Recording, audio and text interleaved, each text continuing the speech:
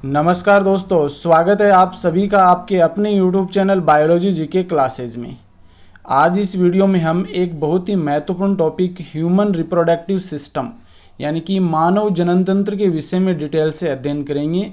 मानव जनन तंत्र को हम सामान्यतः दो भागों में बांटते हैं, एक तो नर जनन तंत्र और एक होता है मादा जनन तंत्र।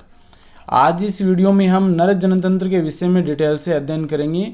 नर जननतंत्र के अंतर्गत वर्षण, वर्षण कोश, अधिवर्षण, शुक्रवाहिनियाँ, सीसन, प्रोस्टेट ग्रंथि, काउपर ग्रंथि, इन सभी को शामिल किया जाता है।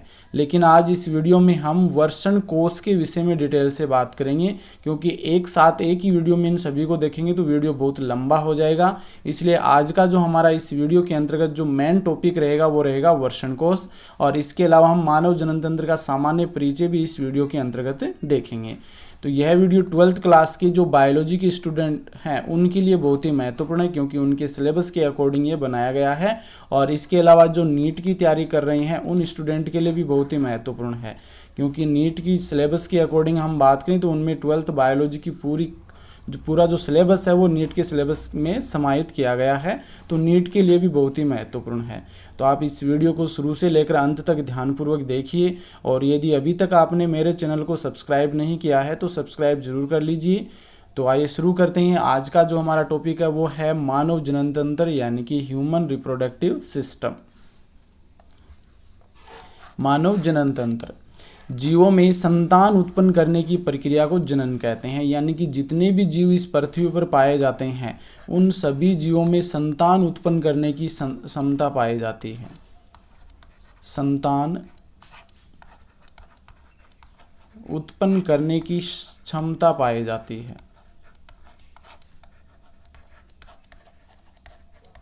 और इसी क्षमता को हम क्या कहते हैं? जनन कहते हैं।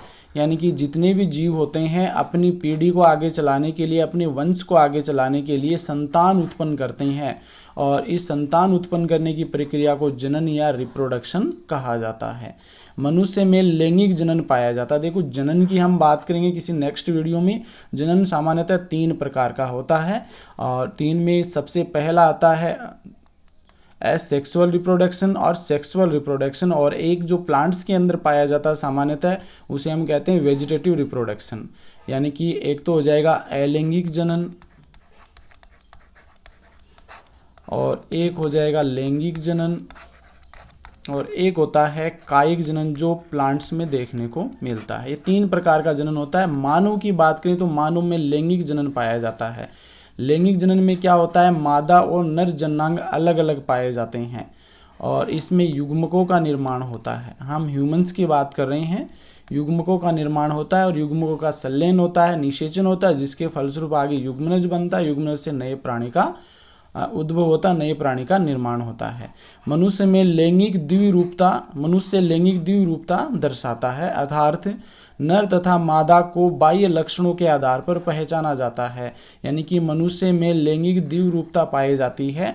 इसमें नर को बाहर से बाह्य लक्षणों के आधार पर हम पहचान सकते हैं कि उसमें दाढ़ी मूंछ आ जाती है, और इसके अलावा अन्य कुछ ऐसे लक्षण की आवाज़ का भारी होना, ये बाह्य लक्षण होते हैं जिनके आधार पर हम नर को पहचान सकते हैं। और इसके अलावा जो मादा होती है उसमें स्तनों का विकास अधिक हो जाता है, और इसमें दाढ़ी मूंछ नहीं आती है, बाल बड़े रखते हैं। ये सभी जो बाह्य लक्षण होते हैं इनके आधार पर हम मादा को पहचान सकते हैं। यानी नर और मादा को बाह्य लक्षणों के आधार पर पहचाना जा सकता है, और इसे हम क्या कहते हैं? लैंगिक द्विरूपता कहते हैं। नर और मादा में जो बाह्य लक्षण पाए जाते हैं उनको एक बार हम देख लेते हैं।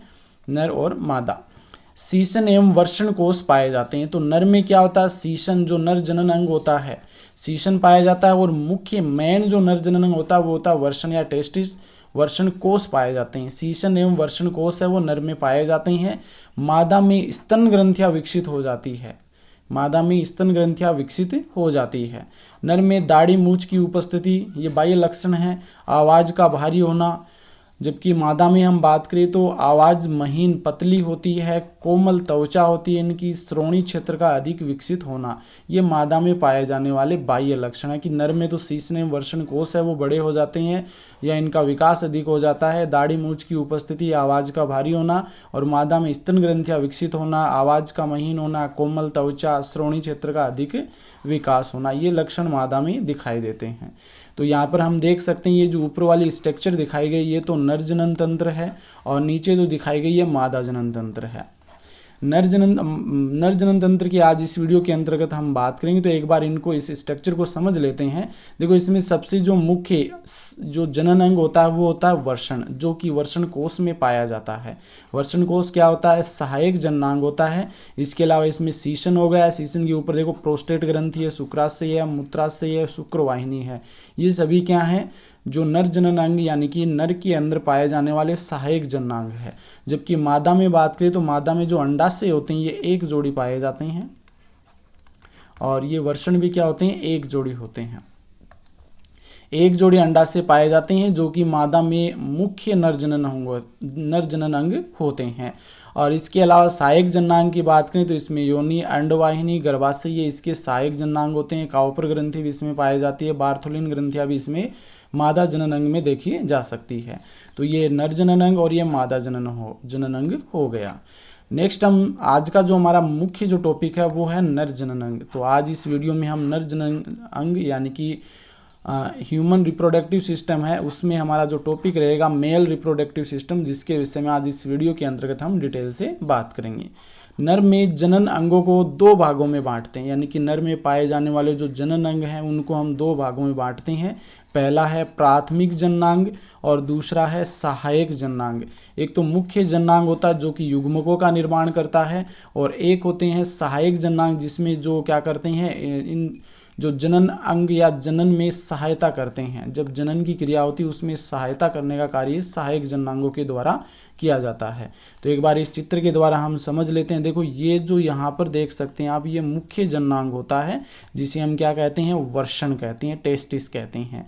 और इस टेस्टिस के ऊपर ये बहुत सारी कुंडलित नलिकाओं का एक गुच्छे सा पाया जाता है जिसे एपिडिडाइमिस या अधिवर्षण कहते हैं, जो कि सहायक जननांग होता है। और वर्षण जिस कोष में पाए जाते हैं उसे वर्षण कोष कहते हैं। और आगे ये वर्षण जो एपिडिडाइमिस होती है अधिवर्षण जिसे हम कहते हैं। अधिवर्षण जो होता है ये शुक्रवाहिनी में खुलता है और शुक्रवाहिनी शुक्राशय में जाकर खुलती है। और शुक्राशय के बाद में यहाँ पर हम देख सकते हैं प्रोस्टेट ग्रंथि पाई जाती है और ये मूत्राशय हो गया। फिर ये शीशन और शीशन से मूत्र मार्ग से होते हुए जो वीर्य होता है ये बाहर निकलता है।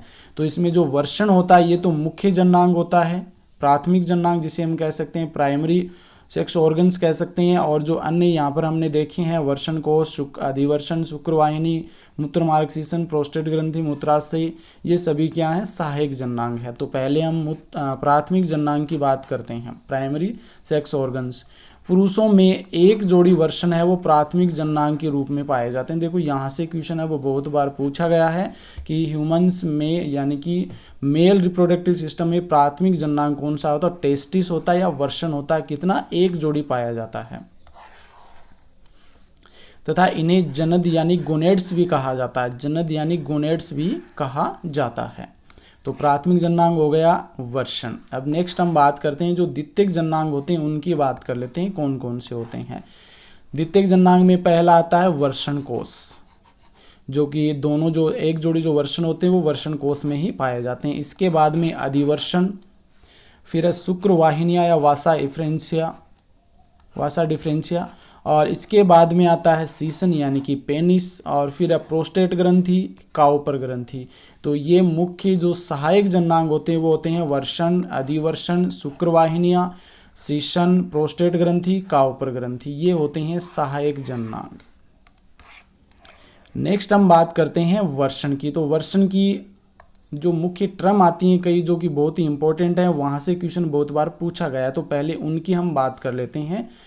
वर्षण यानी कि टेस्टिस, तो एक जोड़ी गुलाबी तथा अंडाकार वर्षण कोष में स्थित होते हैं, यानी कि एक जोड़ी वर्षण पाए जाते हैं। मेल रिप्रोडक्टिव सिस्टम की हम बात करें तो गुलाबी रंग के होते हैं और अंडाकार होते हैं, ओवल शेप्ड होते हैं। और ये कहाँ पाए जाते हैं? वर्षण कोष में पाए जाते हैं। देखो ये हो गए वर्षण कोष। इसमें ये पाए जाते हैं। इसकी स्थिति की हम बात करें तो भ्रूणीय परिवर्धन के समय वर्षण उदर गुहा के पृष्ठ भाग में, कशेरुक दंड के पार्श्व भाग में, वर्कों के पास उपस्थित होते हैं। देखो, जब भ्रूणीय परिवर्धन होता है, एम्ब्रियोनिक डेवलपमेंट होता है, तो उस समय वर्षण जो होते हैं, जो उदर गुहा के पृष्ठ भाग में पीछे की ओर जो कशेरुक दंड होता है, ये मान लीजिए यहाँ पे कशेरुक दंड होता है आपका पीछे की ओर, कशेरुक दंड के दोनों ओर यानी कि पार्श्व भाग में वर्कों के पास, ये हो गई किडनी आपकी, वर्कों के पास उपस्थित होते हैं। देखो यहाँ पे जो डॉट डॉट में आपको स्ट्रक्चर नजर आ रही है, जब भ्रूणीय परिवर्धन होता है उस समय वर्षण आपके यहाँ पर उपस्थित होते हैं। तो ऐसा क्वेश्चन पूछ लिया जाता है कई बार कि भ्रूणीय परिवर्धन के समय वर्षण कहाँ स्थित होते हैं, तो ये उदर गुहा के दोनों ओर कशेरुक दंड के पार्श्व भाग में स्थित होते हैं, यानी किडनी के पास में उपस्थित होते हैं। जो जन्म के लगभग 21 दिन पूर्व वर्षण उदर गुहा से निकल कर के दोनों टांगों के मध्य एक थैलीनुमा संरचना होती है, जिसे हम वर्षण कोश कहते हैं, स्क्रोटम कहते हैं, उसमें आ जाते हैं। यानी कि जब जन्म होता है उस जन्म के 21 दिन पूर्व, जन्म के 21 दिन पूर्व ये जो वर्षण होते हैं ये यहाँ से होते हुए इसमें आ जाते हैं। जो वर्षण कोश होता है, स्क्रोटम होता है, जो दोनों टांगों के मध्य उपस्थित होते हैं, इसमें आ जाते हैं। ये भी यहाँ से यहाँ आ जाता है। कहने का मतलब ये है कि भ्रूणीय परिवर्धन के समय जो वर्षण होते हैं ये तो उदर गुहा में उपस्थित होते हैं, लेकिन जब जन्म के 21 दिन पूर्व क्या होता है, ये दोनों वर्षण यहाँ से निकल करके दोनों टांगों के मध्य एक थैलीनुमा संरचना पाई जाती है, जिसे वर्षण कोश या स्क्रोटम कहते हैं, उसमें आ जाते हैं। तो ये आपको अच्छे से ध्यान में रखना, यहाँ से क्वेश्चन अब बहुत बार पूछा गया है। नेक्स्ट है, कई बार वर्षण उदर गुहा से निकलकर वर्षण कोश में नहीं आ जाते हैं। कई बार ऐसे कुछ डिजीज हो जाती है, उसके कारण क्या होता है, अबनॉर्मलिटीज पैदा हो जाती है, उसके कारण वर्षण है वो उदर गुहा से निकलकर वर्षण कोश में नहीं आ पाते हैं, और इस अवस्था को क्रिप्टो ऑर्किडिज्म कहा जाता है। बहुत ही वेरी इंपॉर्टेंट है ये क्वेश्चन है, वो नीट में बहुत बार पूछा गया है कि क्रिप्टो ऑर्किडिज्म क्या होता है। तो वर्षण जो होते हैं ये उदर गुहा से निकलकर वर्षण कोश में नहीं आ पाते हैं, और इस क्रिया को या इस अवस्था को हम क्या कहते हैं, क्रिप्टो ऑर्किडिज्म कहा जाता है। कई बार क्या होता है, जो वर्षण होते हैं इसमें कई बार कैंसर वगैरह हो जाता है, तो इनको वर्षणों को नष्ट किया जाता है या फिर काट कर अलग किया जाता है। तो शल्य क्रिया द्वारा वर्षणों को काट कर अलग कर देने की जो क्रिया है उसे ऑर्किडेक्टोमी कहते हैं। शल्य क्रिया द्वारा वर्षणों को काट कर अलग कर देने की जो क्रिया है उसे ऑर्किडेक्टोमी कहा जाता है। या फिर वर्षण को पीट कर या कुचल कर नष्ट कर देने की क्रिया को क्रिस्टेशन कहते हैं, क्रेस्टेशन कहा जाता है, केस्ट्रेशन कहा जाता है। तो ये दोनों टर्म आपको ध्यान में रखनी है। यदि वर्षण को काट कर अलग किया जाता है तो ऑर्किडेक्टोमी कहलाता है, और अगर पीट कर या कुचल कर अलग कर दिया जाता है तो उसे केस्ट्रेशन कहा जाता है। अब देखो, जो वर्षण होते हैं ये उदर गुहा में उपस्थित होते हैं, तो उदर गुहा से ये वर्षण कोश में क्यों आते हैं, इसका कारण क्या होता है, ये भी कई बार क्वेश्चन आ जाता है। तो ये हम देख लेते हैं कि उदर गुहा में आने का कारण मानव शरीर का ताप 37 डिग्री सेल्सियस होता है। तो ये तो हम जानते हैं कि मानव जो शरीर है उसका टेम्परेचर होता है वो 37 डिग्री सेल्सियस होता है। वर्षणों में शुक्राणु निर्माण हेतु अनुकूलतम ताप 34 से 35 डिग्री सेल्सियस होना चाहिए। देखो, जो मानव शरीर का टेम्परेचर होता है उससे 2 से 3 डिग्री सेंटीग्रेड कम टेम्परेचर पर वर्षण के अंदर क्या होता है, शुक्राणुओं का निर्माण होता है। तो ये जो अनुकूलतम टेम्परेचर है ये आपके वर्षण कोश में मिलता है 34 से 35 डिग्री सेंटीग्रेड। वर्षणों में शुक्राणु निर्माण हेतु अनुकूलतम ताप है वो 34 से 35 डिग्री सेंटीग्रेड होना चाहिए, और वर्षण कोश का तापमान शरीर के ताप से 2 से 3 डिग्री सेल्सियस कम होता है। और इसी कारण से जो मानव शरीर की हम बात करें तो उसके उदर गुहा से वर्षण है वो निकल करके वर्षण कोश में आ जाते हैं। वेरी इंपॉर्टेंट है ये क्वेश्चन, बहुत बार रिपीट हुआ एग्जाम में कि वर्षण है उदर गुहा से निकल वर्षण कोश में क्यों आते हैं। तो इसका कारण यही है कि मानव का जो सामान्य टेम्परेचर होता है 37 डिग्री सेंटीग्रेड, उससे 2 से 3 डिग्री सेंटीग्रेड कम होता है वर्षण कोश में तापमान, और मतलब अनुकूलतम तापमान होता है शुक्राणुओं के निर्माण के लिए वो 34 से 35 डिग्री सेंटीग्रेड होता है, जो कि वर्षण कोश में पाया जाता है। और इसी कारण से क्या होते हैं, जो वर्षण होते हैं ये उदर गुहा से निकलकर वर्षण कोश में आ जाती हैं। अब वर्षण कोश की संरचना किस प्रकार से होती है, स्ट्रक्चर ऑफ स्क्रोटम। वर्षण कोश की भित्ति लचीली, पतली तथा रोम युक्त होती है। तो वर्षण कोश है, यहाँ पर आप देख सकते हैं, ये मान लीजिए वर्षण कोश है, ये वर्षण कोश है। तो इसकी भित्ति जो होती है ये पतली होती है, लचीली होती है और इस पे बहुत सारे ऐसे रोम पाए जाते हैं बाहर की ओर। बाहर की ओर क्या उपस्थित होते हैं? रोम उपस्थित होते हैं। और इसके अंदर की ओर अरेखित पेशी तंतुओं का एक मोटा स्तर होता है। यहाँ पर आप देख सकते हैं अरेखित पेशियों का बना हुआ एक मोटा स्तर होता है। अरेखित पेशी तंतुओं का बना एक मोटा स्तर होता है जिसे डार्टोज पेशी कहा जाता है। डार्टोज पेशी पर क्वेश्चन बहुत बार पूछा गया है। कौन सा क्वेश्चन पूछा गया ये अभी हम बात करेंगे। डार्टोज पेशी। तो जो वर्षण कोश होता है उसके बाहर तो क्या होते हैं? रोम उपस्थित होते हैं, जबकि अंदर की ओर इसके अरेखित पेशी तंतुओं का बना हुआ एक मोटा स्तर होता है जिसे डार्टोज पेशी कहा जाता है।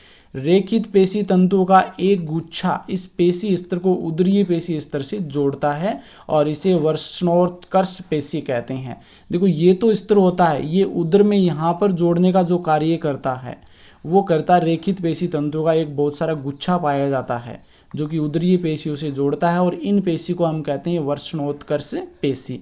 यानी कि जो अरेखित या जो वर्षण कोश की जो पेशियां हैं इनको उदरीय पेशियों से जोड़ने का कार्य कौन करता है? वर्षणोत्कर्ष पेशी करता है। अब देखो ये वाला वेरी वेरी इंपॉर्टेंट है। वर्षण कोश के ताप का नियमन डार्टोज पेशियों के द्वारा किया जाता है। ये यहाँ पर जो डार्टोज पेशियां पाई जाती हैं अंदर की ओर, ये डार्टोज पेशियां क्या करती है? इसके टेम्परेचर यानी कि वर्षण कोश में तापमान के नियमन का कार्य है वो डार्टोज पेशी के द्वारा किया जाता है। और ये क्वेश्चन बहुत बार पूछा गया कि वर्षण कोश में ताप का नियमन किसके द्वारा होता है? तो डार्टोज पेशियों के द्वारा वर्षण कोश में ताप का नियमन होता है। तो एक बार इस स्ट्रक्चर को हम फिर से समझ लेते हैं क्योंकि अभी आगे इसी के बारे में हमें देखना है।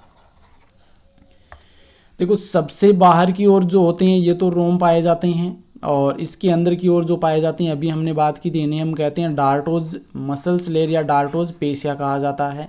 और ये आपको जो नज़र आ रहा है छोटा सा गोलाकार संरचना जो अंडाकार होती है ये हो गया वर्षण या टेस्टिस। और इस वर्षण के नीचे की ओर धागेनुमा संरचनाएं पाई जाती हैं जिसके कारण ये नीचे की जो स्क्रोटम की भित्ति होती है उससे जुड़ा हुआ रहता है वर्षण। इसे कहते हैं मीजोक्रियम या गुबर्नेकुलम कहा जाता है जिसकी सहायता से ये वर्षण नीचे जुड़ा रहता है। ऊपर की ओर हम बात करें तो ऊपर की ओर देखो ये जो यहाँ पर जो पेशी पाई जाती है इस पेशी को हम क्या कहते हैं? इंगुइनल केनाल कहा जाता है। इंगुइनल केनाल कहा जाता है या इसे हम वक्षण वलय कहते हैं। आगे इसकी हम बात करेंगे। वक्षण वलय या वक्षण नाल भी इसे कहते हैं और इंगुइनल रिंग जो होता है इसे वक्षण वलय कहा जाता है। तो इस पर कुछ विशेष प्रकार की पेशियां पाई जाती है जो इंगुइनल केनाल का निर्माण करती है जो कि इस छिद्र का नियंत्रण करती है। आगे इसी चित्र के द्वारा हम दोबारा से इसको समझने का प्रयास करेंगे। नेक्स्ट है वर्षण कोश की संरचना की हम बात कर रहे हैं। तो उसमें डार्टोज जो पेशियां होती हैं ये सर्दियों में सिकुड़कर व गर्मियों में फैलकर वर्षण कोश के ताप का नियमन करती है। वेरी वेरी इंपॉर्टेंट है कि डार्टोज पेशियां होती है सर्दियों में तो सिकुड़ जाती है और गर्मियों में फैलकर के वर्षण कोश के ताप का नियमन करती है। यानी कि वर्षण कोश में 34 से